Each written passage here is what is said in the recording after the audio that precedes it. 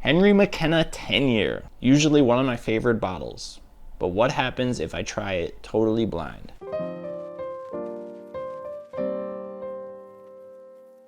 Welcome to Average Joe's Whiskey. My name is Joe. This Sunday, I'm doing something special.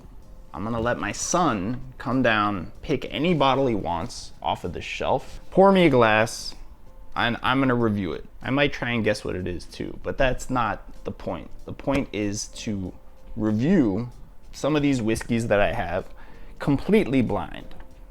Double blind, however blind you want to get. This is the maximum amount of blindness possible. Unless he poured me a bottle that I didn't have, but I don't see a way that I can actually do that. So this is as blind as I can make it and as honest a review as I think I will be able to produce. Anyway, without further ado, I'm gonna get out of here. I'm gonna let my son pour me a drink. Young bartender in training, and I'll be back to let you know what I think.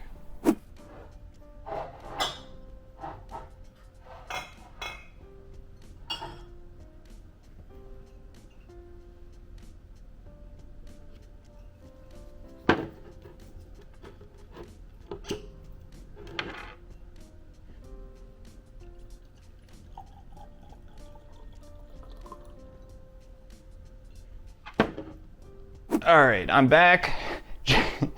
Jesus Christ, he poured a lot. That's about a 6-ounce pour there. I hope it wasn't something ridiculously expensive.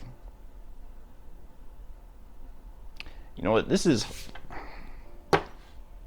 when the glass is this full, it makes it kind of hard to nose.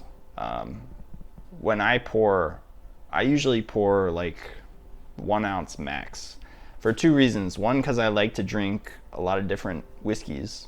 I generally don't like to drink like 4 or 5 ounces of the same whiskey. And 2, it's much easier to nose. You can swirl it, it coats the glass, and it's just a better drinking experience. Shit. This does smell a little oaky.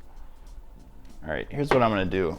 I'm gonna pour half of this in another glass in case it's an expensive whiskey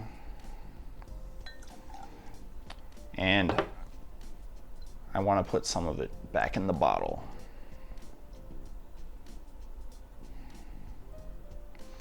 Jesus, even that is...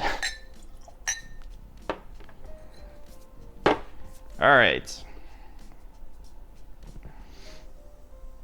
We're left with a reasonable pour here. Let's get into it.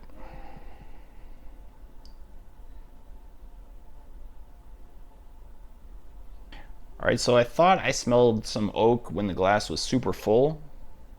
There's some oak there, it's not super oaky. But I am getting a lot of like green fruit, like green apple.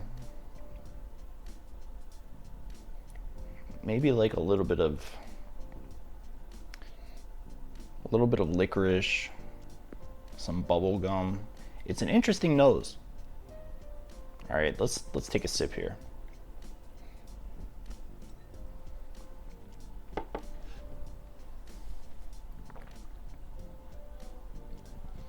Ooh. This is nice and sweet. Everything you get on the nose, you get on the palate, but the palate's a little sweeter than I thought it was gonna be. More red fruit on the palate than on the nose. All right, well, my instinct tells me that this is somewhere around 100 proof. I'm guessing it's in that like 6 to 9 year range. It's very fruity. Very fruity indeed. All right, so the more that I'm nosing this and tasting it, I'm wondering if it could be a double oaked. But it's not like not a normal double oaked. The Pursuit United is the one I had in mind, because usually that bottle to me smells exactly like vanilla cupcakes. And I wasn't getting that at first, but the more I'm drinking this, I'm getting a very prominent vanilla cupcake nose.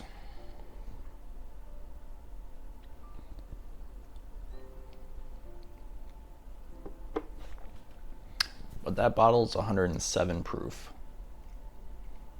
I'm not sure this is 107. I guess it could be, but my initial inclination was that it was a little bit lower. Anyway, let's give it a score before I make a final guess about which bottle this is.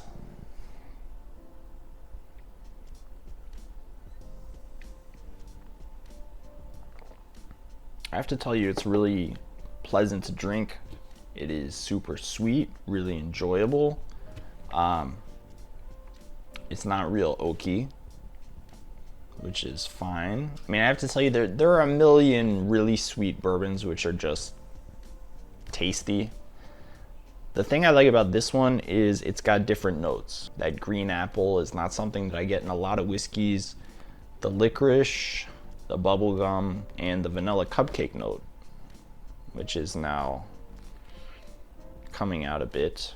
It's still a bit citrusy though. It's still got some of that green fruit going on. Green fruit and vanilla cupcakes. Maybe like a key lime pie. Key lime pie is a really nice tasting note. I'm proud of myself on that one. But I mean, as far as a score goes, I think this is like a solid 7. If I were to give it a range, I would give it 6.8 to 7.3, depending on how I'm feeling. Right now I'm feeling 7.3, but I can see myself bringing it down to like a 6.8. But I mean, it's great. I like it a lot.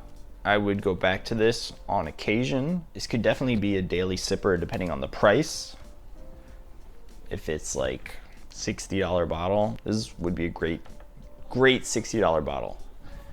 I will definitely say that. If this is like $150, then I give up. But I truly have no idea what it is. No idea.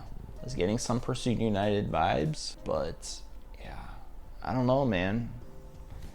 Let's find out. I had him write it on this little piece of paper. Post-it note. It's called a post-it note. I should know that. All right, guys, let's find out. Well, you guys already know what it is. So this is anticlimactic for you.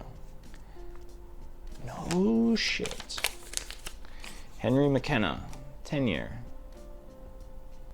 How about that? I had no idea. This does not smell like a Heaven Hill product. I'm getting like zero nuttiness at all. And this one, most of the McKennas I've had are a little oakier than this one.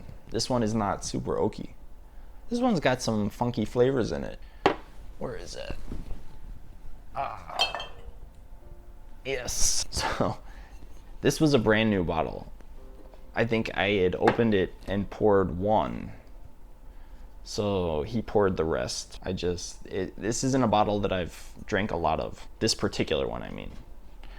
So I am surprised with the flavor profile. I mean, they're single barrels. They're all different, so you never know. But definitely not a Heaven Hill profile on this bottle of McKenna.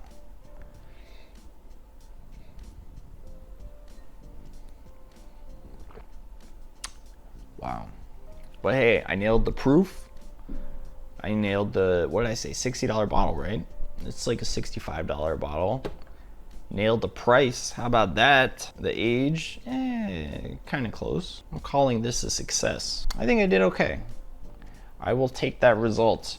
And Henry McKenna with the blind score of 7.2, 7.3, somewhere in that range. Great bottle, great daily sipper, and thank you, Josh. That was a good pick.